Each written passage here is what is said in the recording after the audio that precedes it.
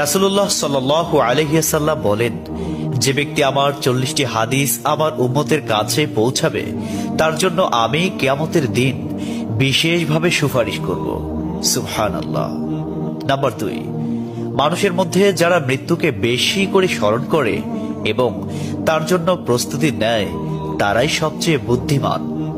Number 3, প্রত্যেক জিনিসের যাকাত আছে, আর দেহের যাকাত হচ্ছে রোজা। নাম্বার 4, যে তার সময় আল্লাহর জন্য ব্যয় করে না তার জন্য জীবন অপেক্ষা মৃত্যু শ্রেয়। নাম্বার 5, যারা সব সময় ইস্তিগফার তথা ক্ষমা প্রার্থনা করে তাদের সাথে উঠা বসা করুন, কেননা তাদের হৃদয় সবচেয়ে কোমল হয়। নাম্বার 6, তুমি যত সিজদা দিবে আল্লাহ তত গুণে তোমার মাফ করে দিবেন। সুবহানাল্লাহ।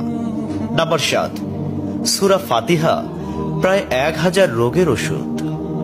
নাম্বার 8, হাতের তালুতে জ্বলন্ত আগুনের কয়লা রাখলে যেমন কষ্ট হবে তার চেয়ে বেশি কষ্ট হবে শেষ জামানায় ঈমান রাখতে। নাম্বার 9, রোজাদারদের জন্য প্রতিদিন জান্নাতকে সুসজ্জিত করা হয়। সুবহানাল্লাহ। নাম্বার 10, রাসূল সাল্লাল্লাহু আলাইহি ওয়াসাল্লাম বলেছেন, কিয়ামতের দিন সব নবীর চেয়ে আমার উম্মতের সংখ্যা বেশি হবে এবং আমি সর্বপ্রথম জান্নাতের দরজা খুলব। সহিহ মুসলিম, হাদিস নম্বর 196।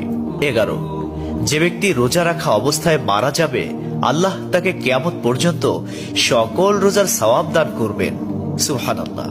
নাম্বার 12, যে ব্যক্তি ফজরের নামাজ আদায় করল সে আল্লাহর হিফাজতে চলে গেল।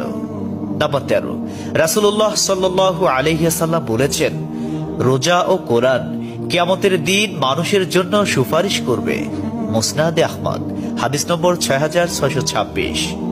14, নবীজি বলেছেন, রোজাদারদের জন্য সবচেয়ে বড় খুশির সংবাদ হলো হাসরের মাঠে আল্লাহ সবার আগে রোজাদারদের সাথে সাক্ষাৎ করবেন। সুবহানাল্লাহি ওয়া বিহামদিহি। 15, যখন রমজান আসে তখন জান্নাতের দরজাসমূহ খুলে দেওয়া হয়। 16, রাসূলুল্লাহ সাল্লাল্লাহু আলাইহি ওয়াসাল্লাম বলেন, যখন কোনো বান্দা আল্লাহর দিকে দুটি হাত উঠায় তখন তিনি তা ব্যর্থ বা শূন্য ভাবে ফিরিয়ে দেন না। তিরমিজি, হাদিস নম্বর 502। 17, হযরত মুহাম্মদ সাল্লাল্লাহু আলাইহি ওয়াসাল্লাম বলেছেন, একটি খেজুরের অর্ধেক হলেও দান করে জাহান্নামের শাস্তি হতে নিজেকে হেফাজত করো। সহিহ বুখারী, হাদিস নম্বর 6023। প্রিয় ভাইরা, নাম্বার 18, যদি ভালো হতে চাও তবে